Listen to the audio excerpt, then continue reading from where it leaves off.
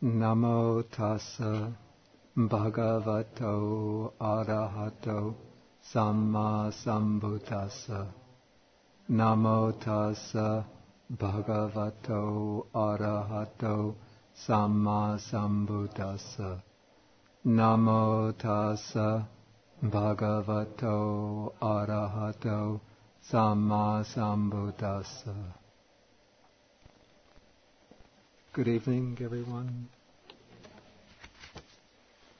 Okay, we are continuing with the study of the Sammādiṭṭhi Sutta, the discourse on right view, Sutta number 9 in the Majjhima Nikaya. And last time we discussed the section on clinging, upadana, and explored the ways in which clinging is the condition for bhava, for existence.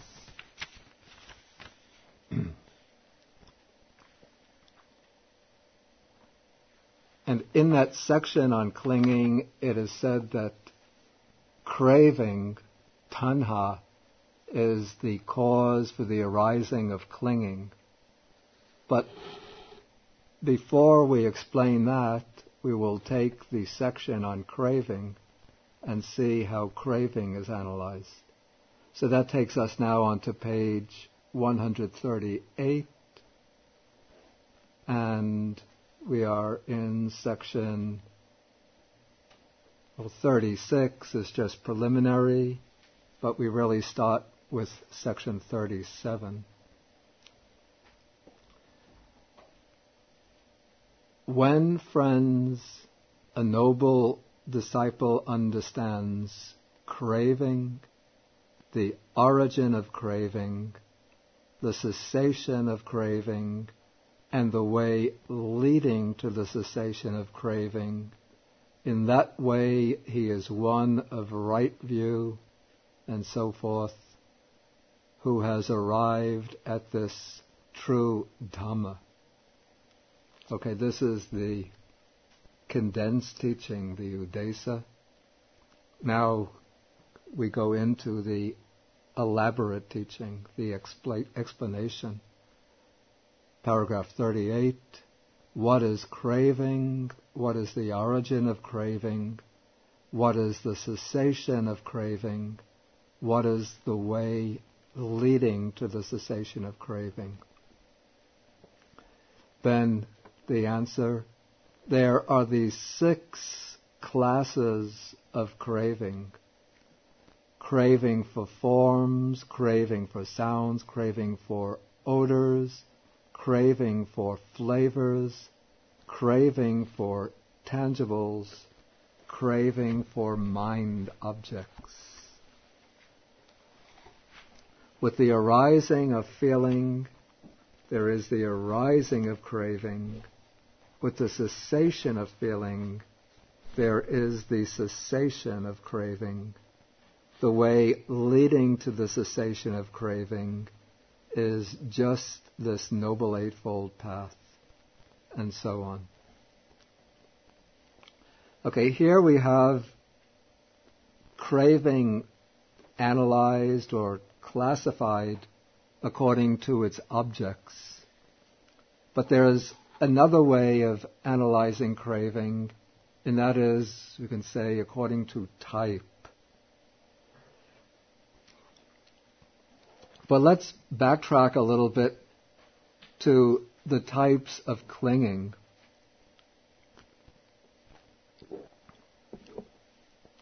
And to review,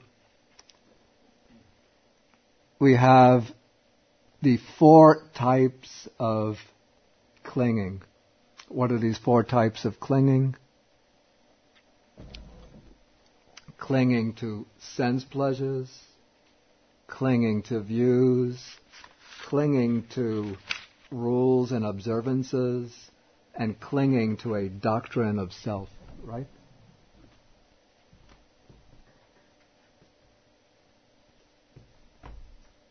And clinging arises from craving.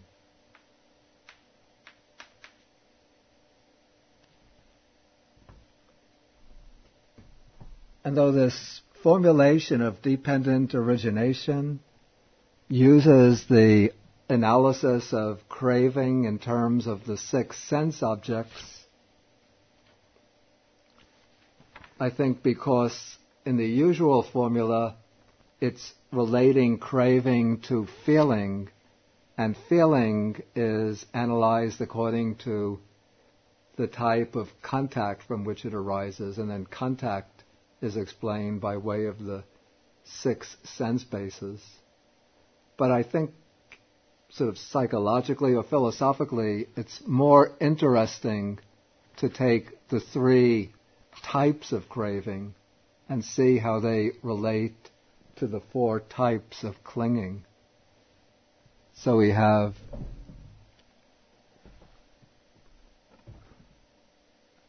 there's always this problem with the recorder. We have the craving for sense pleasures, craving for existence, and then craving for non-existence, or craving for annihilation.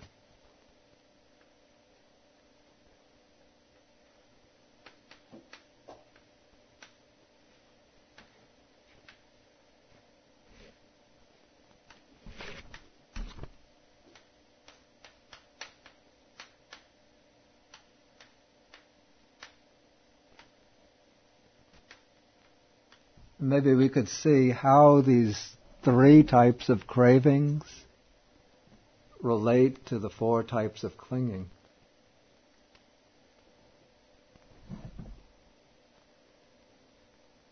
Okay, craving for sense pleasures, how would that relate to these 4 types of clinging? Any ideas? Any direct connections? No idea.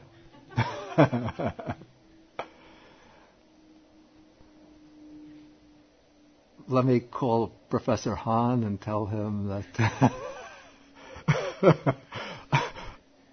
Oh, no need to call him. He was already watching in on this special device that Venerable Watching has put on the computer. Yes, Professor Han, your pupil doesn't have any idea.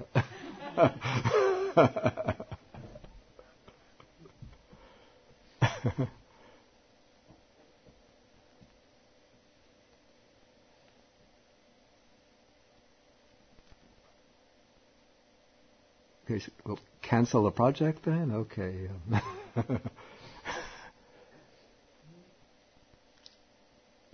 So, anybody have any idea?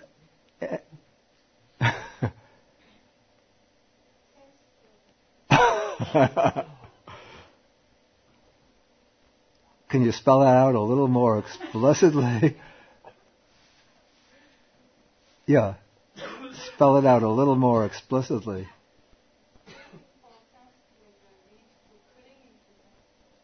Okay, good, very good idea. Okay.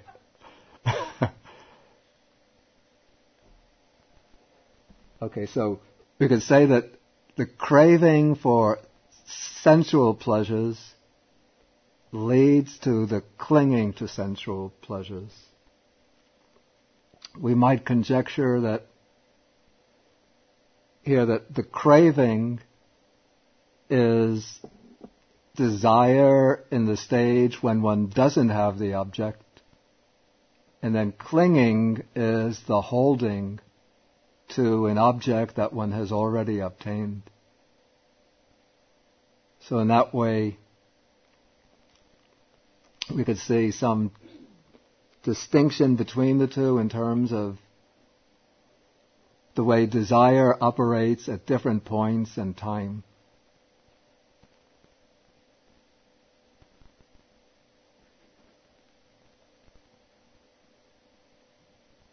Can the craving for sense pleasures condition any of these other types of clinging?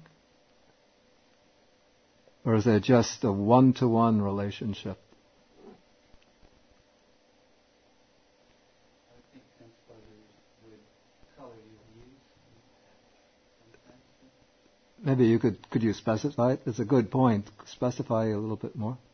Well, our desires in general are just going to play into how we view things. And we want something, so we want a little view of some logic. I think we're thinking rationally, but we're really being driven by our desires. Yeah. Though I'm thinking more, when you mentioned views, I was thinking the way craving for sense pleasures that could sometimes lead to the actual adoption of particular views.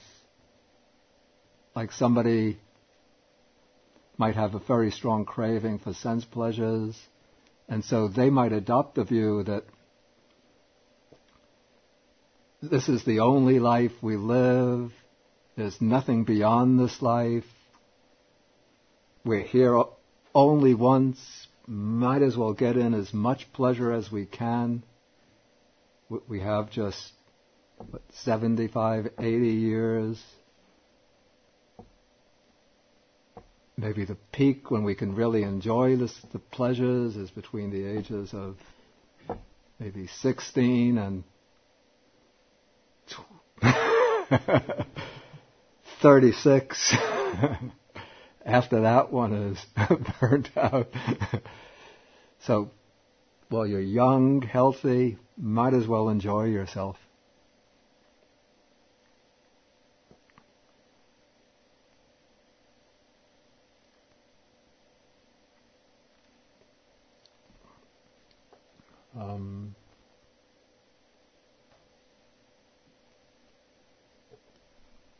We might go on in other ways, but let's just move on to...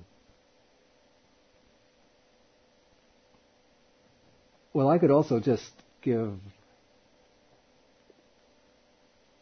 an idea that somebody has a craving for sense pleasures, but they might think that the sense pleasures come to fulfillment not in this life, but in some celestial realm, some heavenly realm. And so they will conceive the idea of some kind of heavenly world in which all of our desires for sensual enjoyments will be fulfilled. And then that could even lead to, that will lead to a clinging to views, and also sometimes to a clinging to rules and observances. You follow these particular rituals, these particular practices, and then you get the merits that will lead to the heavenly rebirth, and there you will enjoy your sense pleasures forever.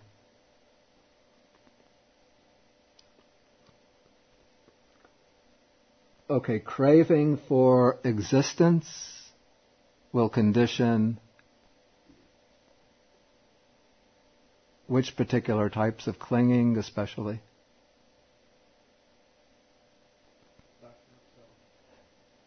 I think craving for existence can lead to strong clinging to doctrine of self. And any other type of clinging?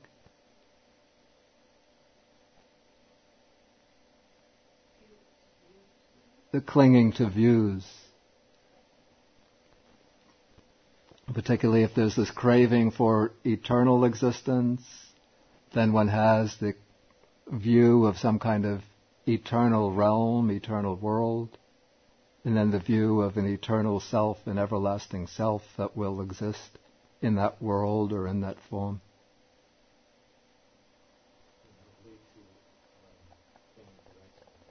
It could.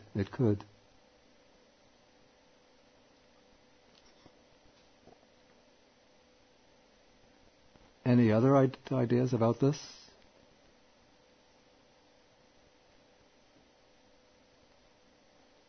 Our learned visitor from Germany.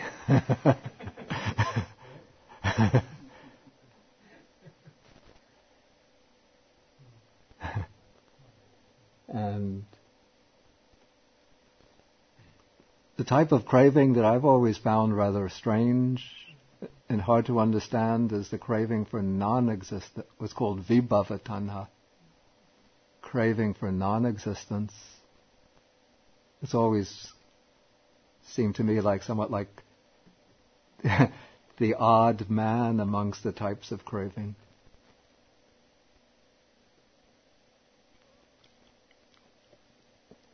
In the commentaries, they explain it as craving conjoined with a view of annihilation. And there's not very much said to explain this type of craving in the Sutta texts themselves. But there's one passage, or at least a few passages, which seem to support that there are some ascetics and Brahmins who hold the view that when this self, this existing self, is annihilated and destroyed with the breakup of the body at death, when the self, or this existing person is annihilated and destroyed, that is the peaceful, that is the excellent.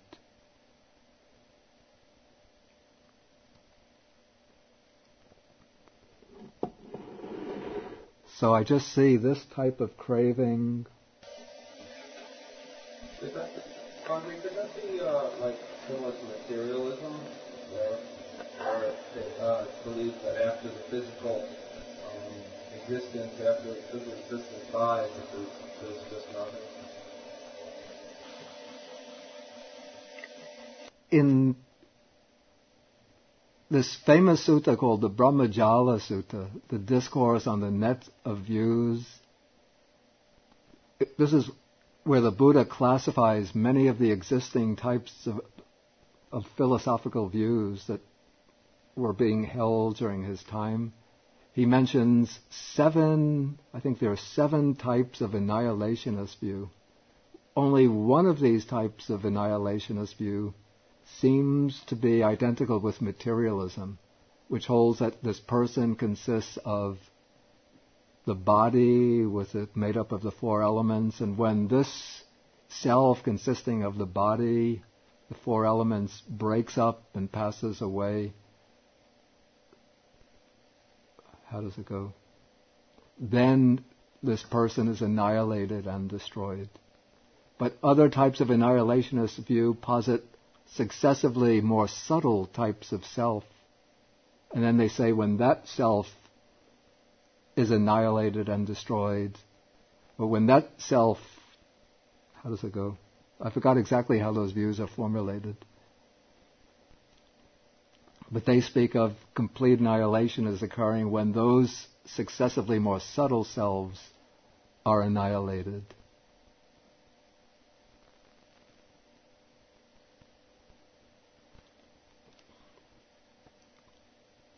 So it could be the case that they conceive of these subtle selves as transmigrating or reincarnating, and then at a certain point, perhaps a meditator has to reach one of these higher meditative attainments, and then through that attainment, that self is annihilated. Perhaps. It's all conjecture, or largely conjecture. Anyway, let us go on.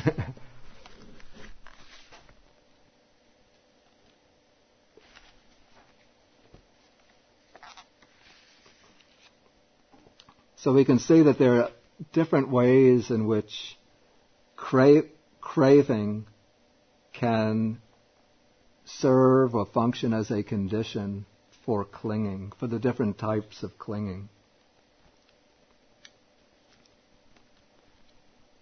Okay, and now we come to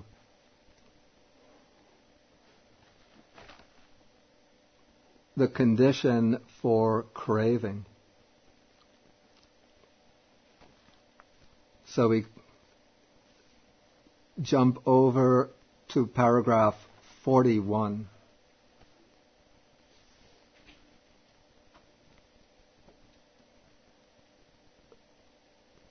when, friends, a noble disciple... You see, in paragraph 38, feeling is mentioned as the condition for craving. So now the next section of the discourse takes feeling as its subject of investigation.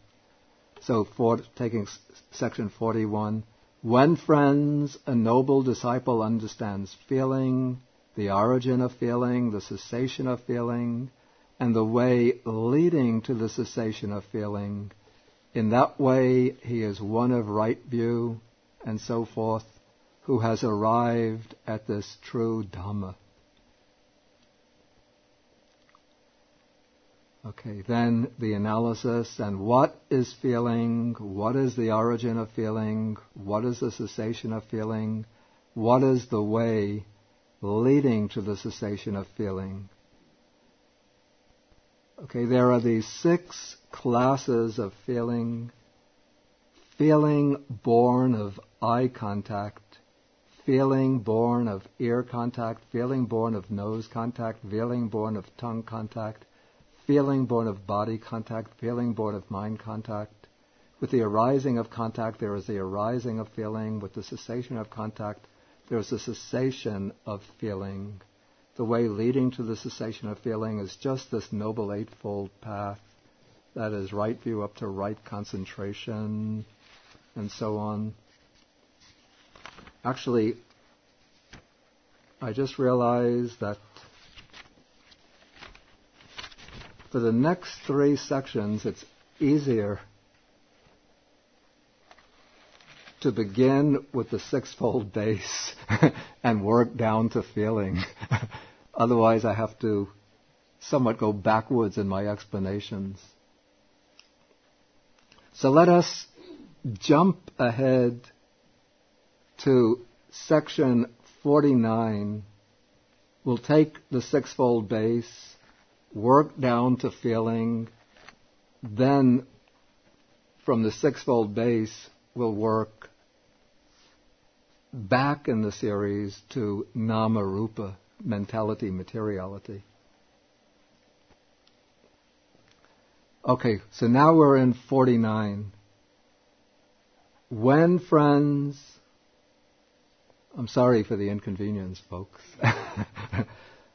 When, friends, a noble disciple understands the sixfold base, the origin of the sixfold base, the cessation of the sixfold base, and the way leading to the cessation of the sixfold base, in that way he is one of right view. Okay, the short teaching, the elaboration.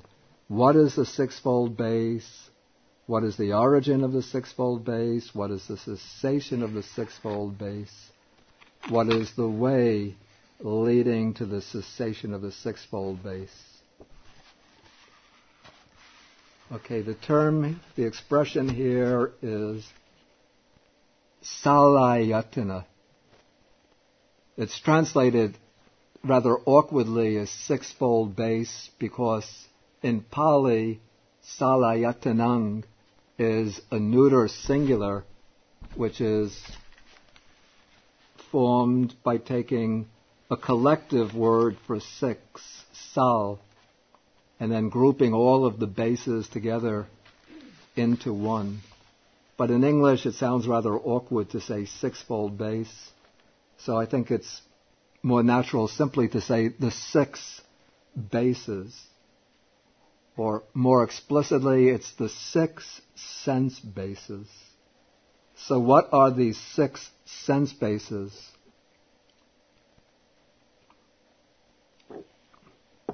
We call them the eye base, the ear base, the nose base, the tongue base, the body base, and the mind base.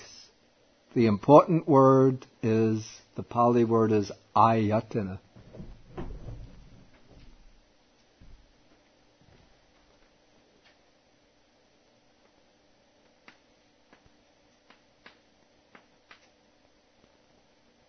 This is the phrase salayatanang.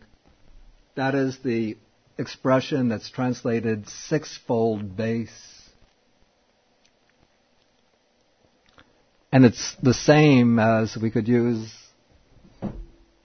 a synonymous expression, cha ayatanani, 6 bases or 6 sense bases.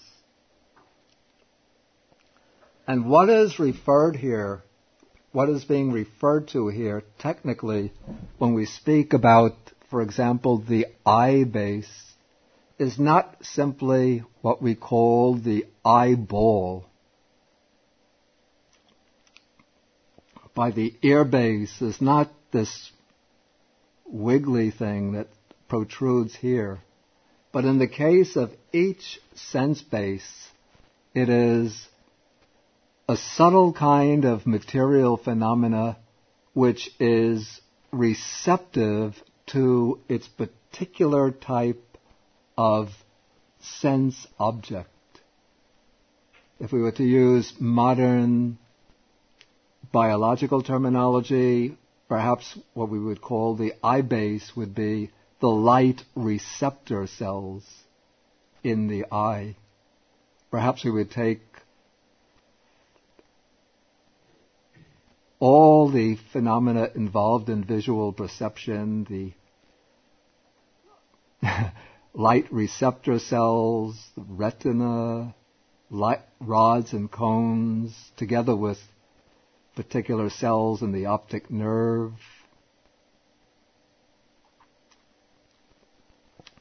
In terms of the classical Abhidharmic analysis of what is meant by the eye base, an expression is used, pasada rupa, which means,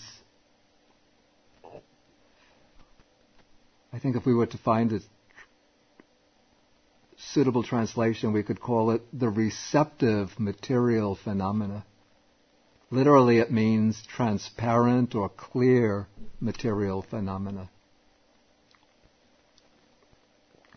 And in the Abhidhammic way of analyzing the bases, this pasada rupa, this clear or transparent phenomena, these are the phenomena that are receptive to each of their respective types of sense objects. I'll write that expression, pasada rupa.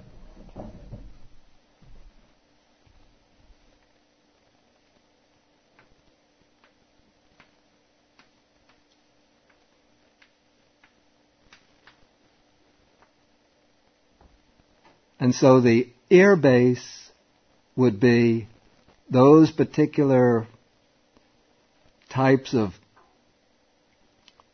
cells within the ear, inside the ear, that are receptive to sounds, that are able to transform, say, the vibrations in the ear into perceived sounds.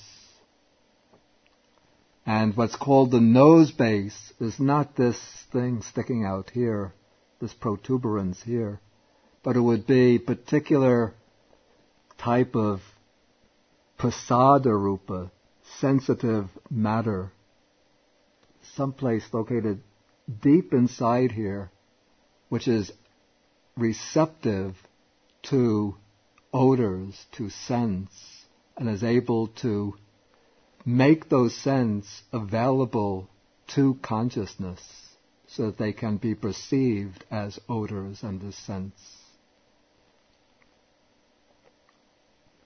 And what is meant by the tongue, again, would not be this, or not this whole organ that sticks out here, but it would be the types of sensitive material phenomena on the surface of the tongue that are responsive and receptive to the different tastes, to different flavors, and that are capable of responding to those tastes and making them available to consciousness. Similarly, what's meant by the body base is not the entire physical body, but the body base runs through the entire say, surface of the skin, and also it runs within the body, throughout the whole body. It's that aspect of the body which is sensitive to tactile sensations. That aspect of the body, that bodily sensitivity, which is capable of responding to tactile sensations, of receiving tactile sensations, and making them available to consciousness. So when one speaks of a base, what is meant by a base is a base for the arising of consciousness. The sixth base is somewhat a little problematic one.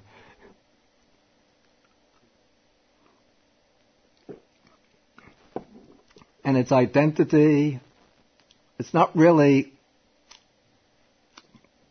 investigated and defined precisely in the suttas, in the old Nikayas or Agamas. So this was a topic which was taken up in the Abhidhamma and then explored more in the commentaries. And I think that there are probably differences of opinions between the different early Buddhist schools, and I think even within the Theravada Pali commentators, different opinions were held. But what is called the mind base, we could speak very generally, would be that particular aspect of, you have to be careful now, the mind base is not a physical organ. It's not something like the brain, and it's not identical to what was called the heart base, which the ancient Buddhists or medieval Buddhists conceived of as the basis for the functioning of the mind. But the mind base would be, we call it a basic, very simple mental function which precedes the arising of mind consciousness, and so can be seen as the door for the arising of mental consciousness, or how do we call this? Intellective consciousness.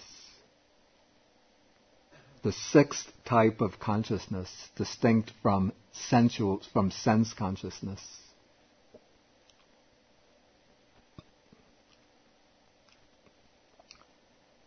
And each one of these, these six bases collectively are called internal sense bases,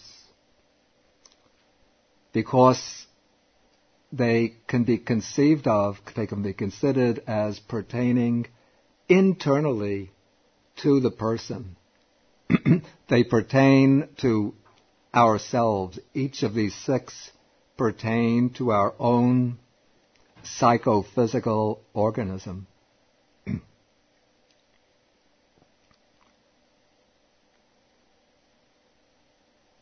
But corresponding to each of these internal bases, there is an external base.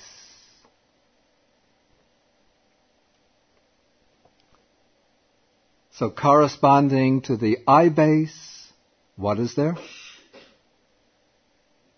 What is the external base?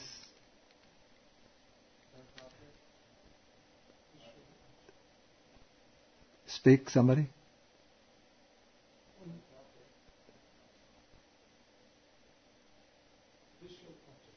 Visual object, or usually we call it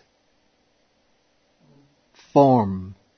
The visible form base, rupayatana. Corresponding to the ear base, it's too obvious, I won't even ask. Sound base. Corresponding to the nose, odor base. corresponding to the tongue, taste base, flavor base. Corresponding to the body, this is an awkward expression, tactile object base.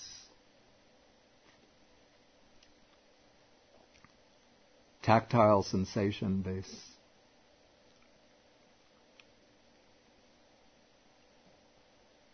And then corresponding to the mind base, what is there?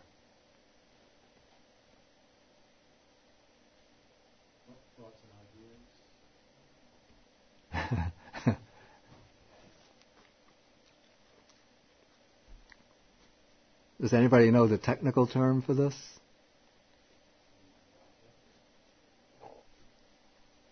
Yeah, this is one translation used, mind-object base. Excuse me? No, we've already had the answer. Mind-object base, mental phenomena base. In Pali it's called, we use this word, Dhamma, the word Dhamma, which means the Buddha's teaching or the law of reality. Here it's used to mean the objects of mano, the objects of mind. Dhamm ayatana, the base of dhammas. Here Dhamma has the sense of just about whatever can be known by the mind apart from the senses, or even through the senses, what can be abstracted from sense phenomena.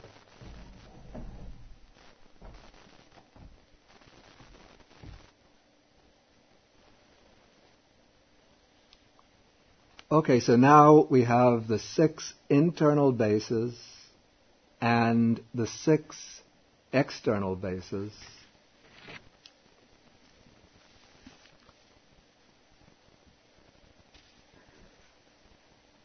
And this provides us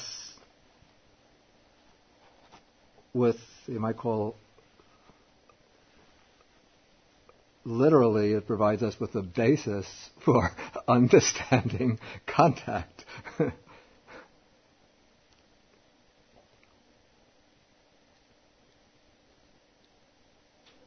Because it is through these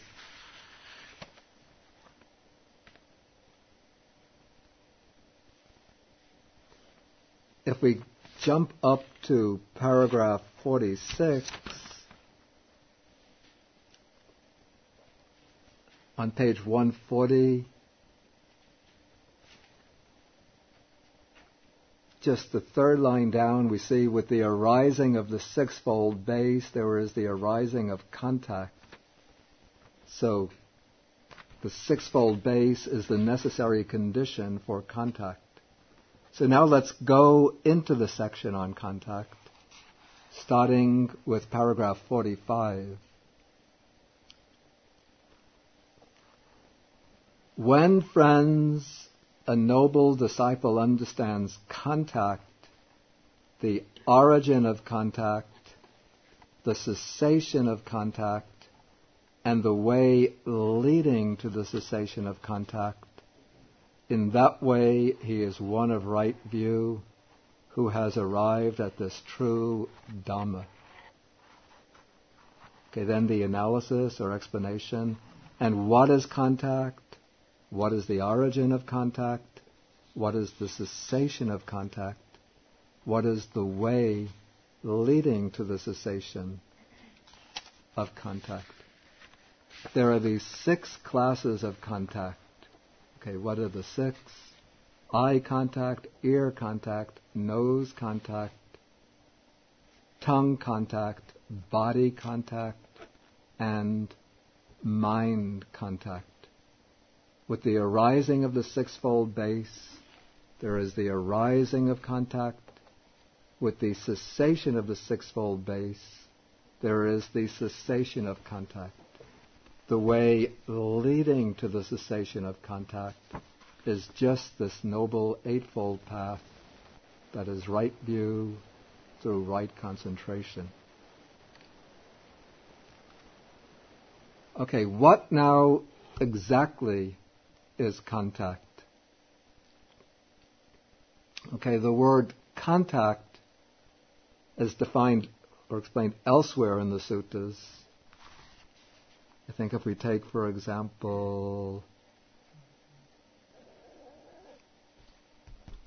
Sutta number 18,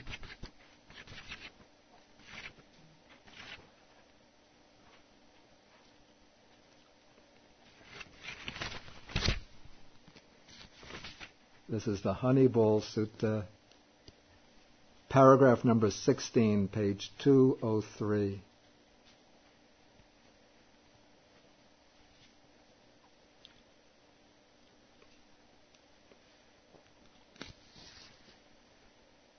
Everybody have that? Paragraph 16. Okay, dependent on the I and forms, I consciousness arises. Okay, the I is the internal base, forms are the external base. I consciousness, we haven't had consciousness yet brought in our sutta, but I consciousness is mentioned here. The meeting of the three is contact. Then we will see with contact as condition there is feeling. That's as far as we have to go here, except we go over to the next page to bring in the other sense bases. On page 204, dependent on the ear and sounds, and so on, dependent on the nose and odors, dependent on the tongue and flavors, dependent on the body and tangibles or tactile sensations, dependent on the mind and mind objects, mind consciousness arises. The meeting of the three is contact. Okay, so contact is the meeting or coming together of these three things: sense object, sense base, and the corresponding consciousness. Or I like to explain it as the meeting of consciousness with the object through the corresponding sense base.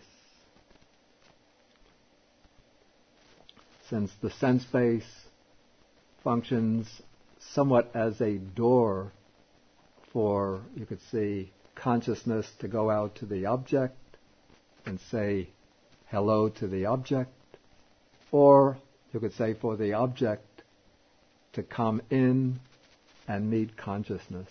Again, this is speaking metaphorically. But in any case, we have these three things coming together, and their meeting, their encounter is what we call contact.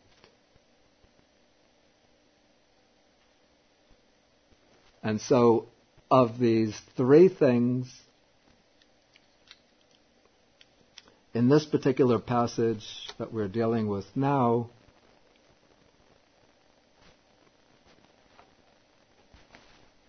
contact is said to be based upon the sixfold base, because the sixfold base is actually the means by which consciousness can meet the object and deal with the object.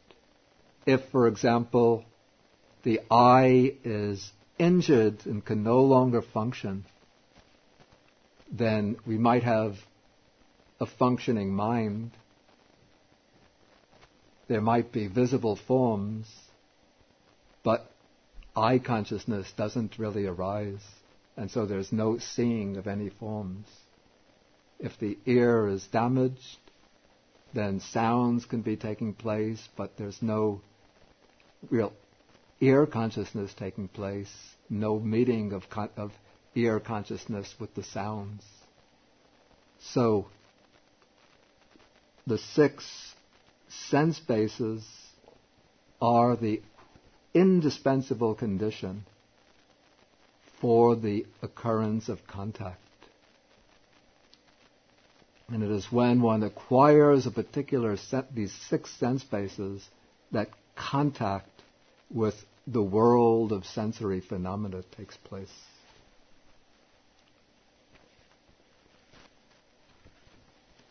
Okay, then contact is the condition for feeling. Here we move into paragraph 42.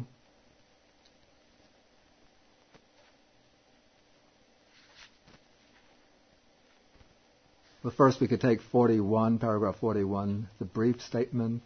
When, friends, a noble disciple understands feeling, the origin of feeling, the cessation of feeling, and the way leading to the cessation of feeling, in that way he is one of right view and has arrived at this true Dhamma. And what is feeling? What is the origin of feeling? What is the cessation of feeling? What is the way leading to the cessation of feeling?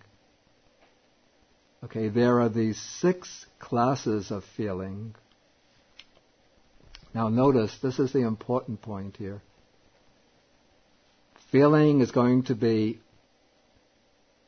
distinguished in terms of the contact through which it arises. Feeling born of eye contact. Feeling born of ear contact. Feeling born of nose contact. Feeling born of tongue contact. Feeling born of body contact. Feeling born of mind contact. With the arising of contact, there is the arising of feeling. With the cessation of contact, there is the cessation of feeling. The way leading to the cessation of feeling is just this Noble Eightfold Path that is right view to right concentration.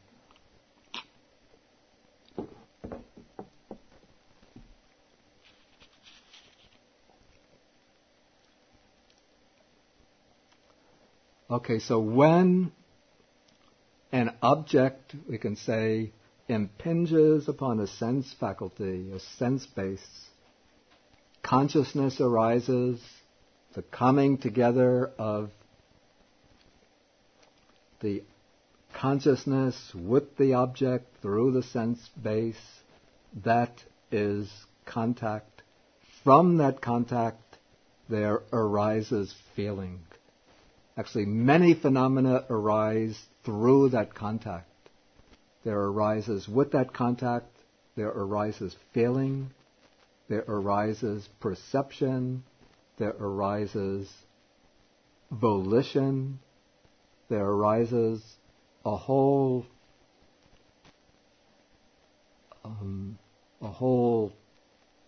congeries, a whole nest of mental phenomena. But of that whole nest of mental phenomena, the Buddha has singled out feeling as being especially important because feeling functions as the strong supporting condition for craving. And so it's especially instrumental in dependent origination. Usually, elsewhere in the suttas, we have feeling divided or distinguished into 3 types of feeling. We have feeling can be, what are these 3 types of feeling? My memory is a little weak today. Pleasant feeling? Does the text say unpleasant? You have to be very faithful to the text. Pleasant feeling? I was going to say you must be enjoying good health. I envy you. What is the other feeling? Painful. Yeah, I saw you getting acupuncture a few minutes ago. So painful feeling. And what is the third feeling? Neither pleasant. Right.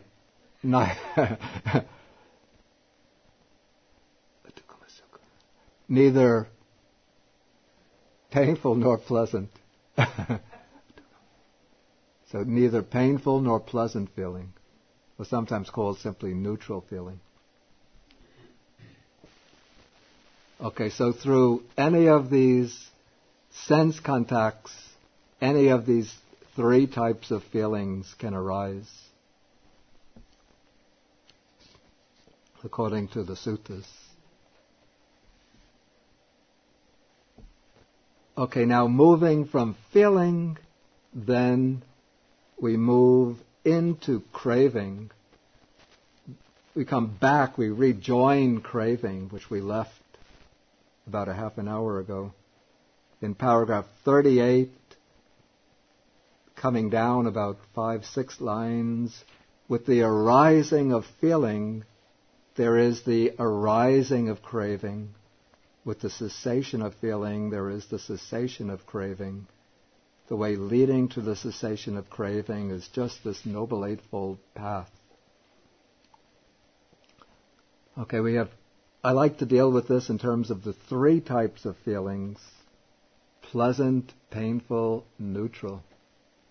Of these three types of feelings, which type does craving have the strongest investment in?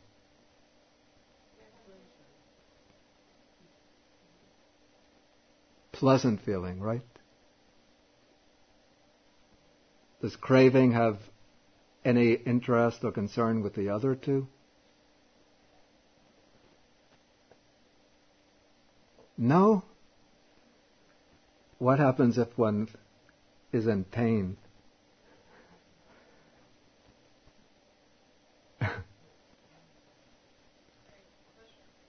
Yeah. Or one craves to get rid of the pain.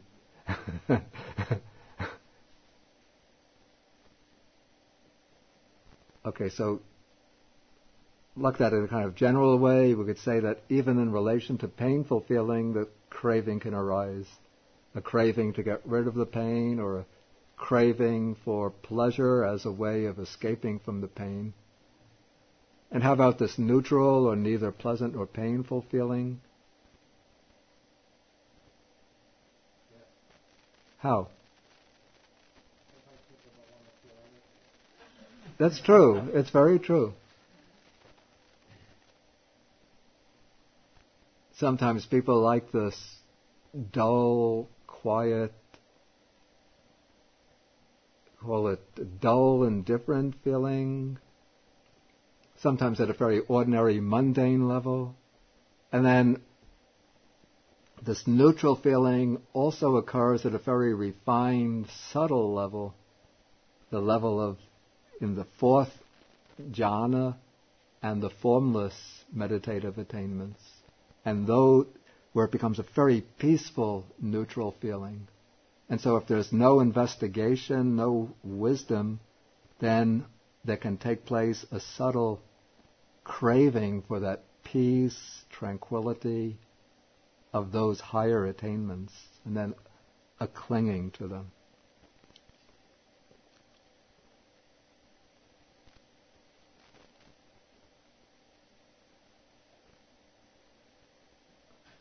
Now, this link between feeling and craving is a very, very important one, because this is the link in the series of dependent origination, at least one of the places where the forward movement of dependent origination can be broken.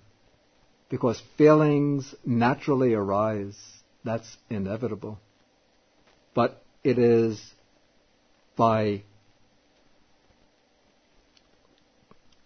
entering into that gap between feeling and craving, entering into that gap with mindfulness and clear comprehension, that one can prevent the feelings from triggering off the types of craving that they naturally trigger off.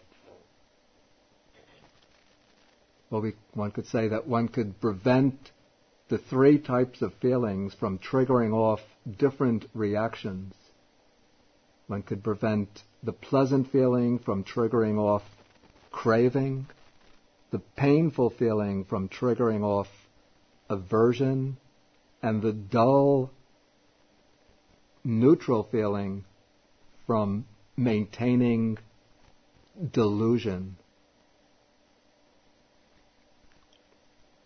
And then that way, one stops the forward movement, the movement from craving to clinging, and then from clinging to the creation of more bhava, of more existence.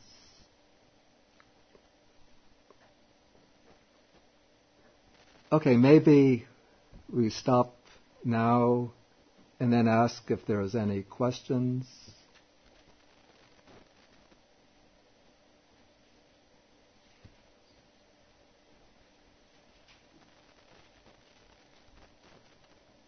Yep, Suki, please. Repeat. Really cut the karma only in their craving.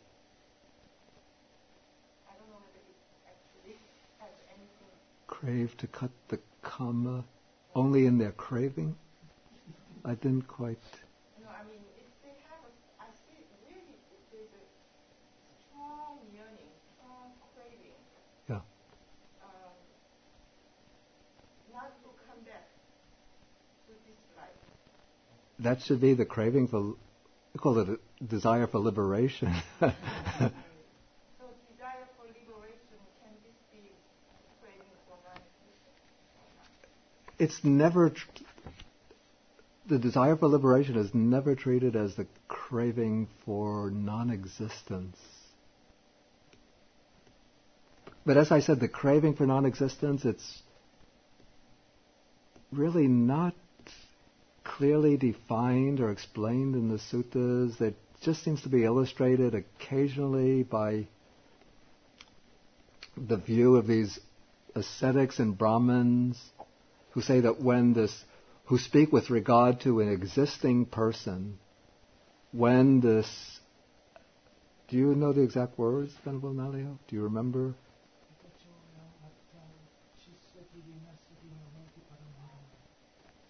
From the beginning? With the self, it said with regard to a self.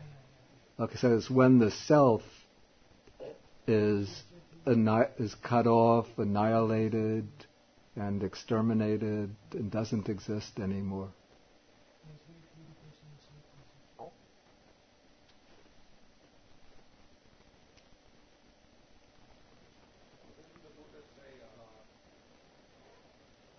Liberation is neither existence nor non-existence? He didn't say liberation is neither existence. What did he say that about? Did he say that about his own death? No, what he said, there's a question whether a Tathagata, that's in this case an enlightened one, a liberated one, exists after death or does not exist after death. Both exists after death, does not exist after death. Okay, the way this is understood, you see, these were views that were debated, argued by the Buddha's contemporaries. And different thinkers in this period held different views on this issue. So the way it's understood is that the view that the Tathagata, or the liberated person, exists after death, this would be a type of eternalism, which holds that there's some kind of self-entity within the liberated person that goes on existing forever after the liberated one dies. The view that the Tathagata doesn't exist after death, that would be a form of the annihilationist view, which holds that there is a self in the Tathagata, and when the Tathagata passes away, that self is annihilated forever. The Tathagata both exists and does not exist after death. That seems to be an attempt at a syncretic view, a view which combines aspects of both the eternalist and annihilationist view. Don't ask me how that is done, but there were those who tried to do this. And then the view... Excuse me? It's in the scriptures that says that the Buddha says, after death it would not be right for me to say that I do it. Just somebody's asking him questions. The Buddha always just says, to say this doesn't apply, to say that doesn't apply.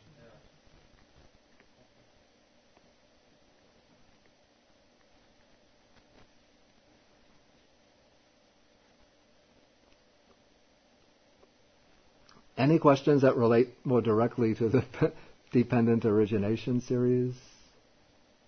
Anything unclear? Paul? What is he really referring to when he says the cessation of feeling? Yeah, that's a good point.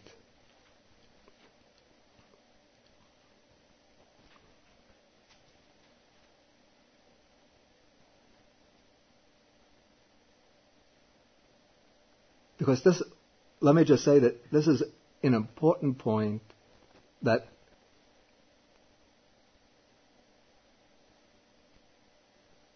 craving to cease does not actually require feeling.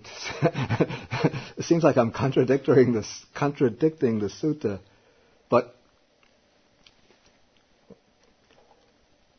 for craving to cease does not actually require feeling to cease. Because an enlightened person, while alive, eliminates craving, but continues to experience feeling.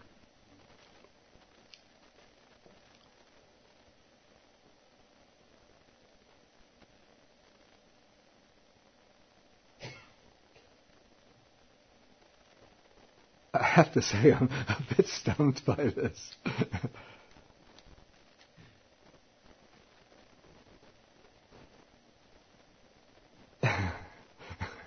You want to answer that? I think we can understand it as a momentary cessation of feeling in the experience of Nibbana, because what is the Sammādiṭṭhi? When he talks about the Sammādiṭṭhi of the Arya Self, feelings momentary cease. So the cessation of feeling is a condition for the cessation of craving, but the cessation of feeling is momentary. It's not a total cessation for the rest of the life.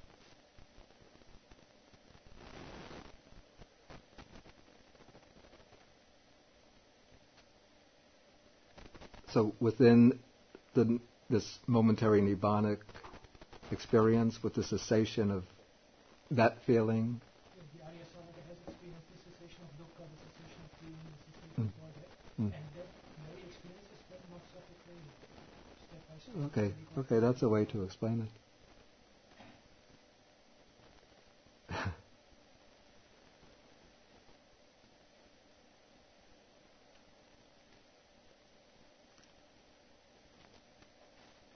Perhaps another way to see this is to see that actually, you see, all of these sections are abstracted from the whole chain of cessation that goes back to the cessation of ignorance.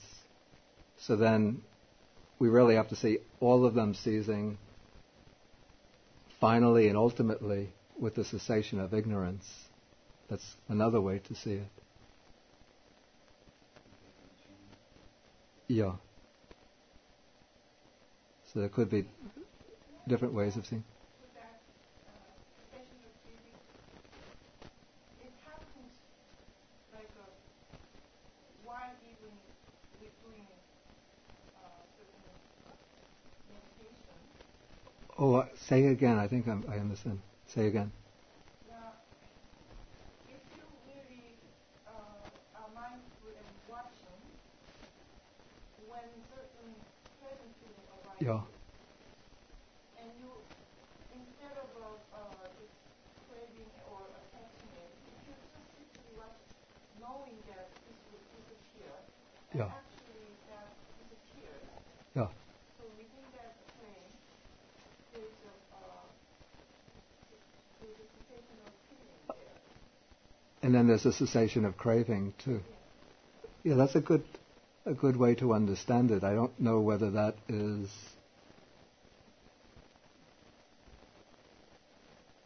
the way intended here, but that is a way to understand it.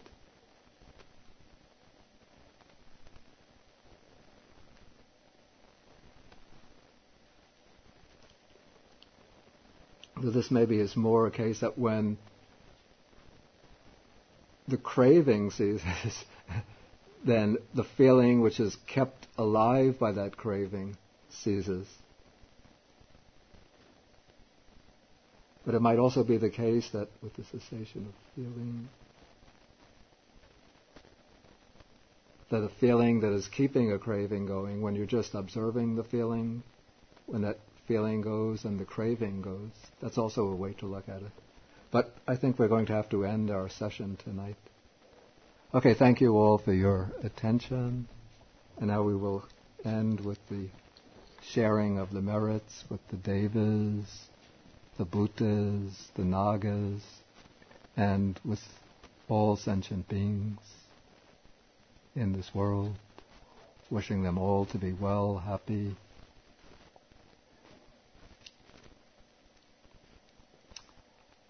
Akasata chabumata deva naga mahitika punyantang anumoditva chirang rakantu sasanam.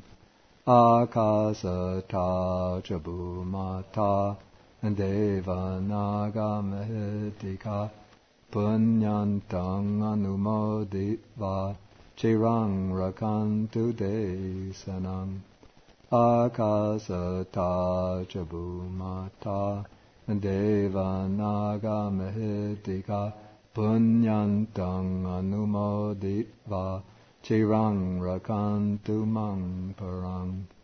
Etavata cha amhehi sampadang punya sampadang Sabbe deva numodantu sabba sampati siddhya etavata cha amhehi sampadang punya sampadang sabbe bhuta numodantu sabba sampati siddhya etavata cha amhehi sampadang punya sampadang Sabbe satanumodantu sabba sampati siddhya.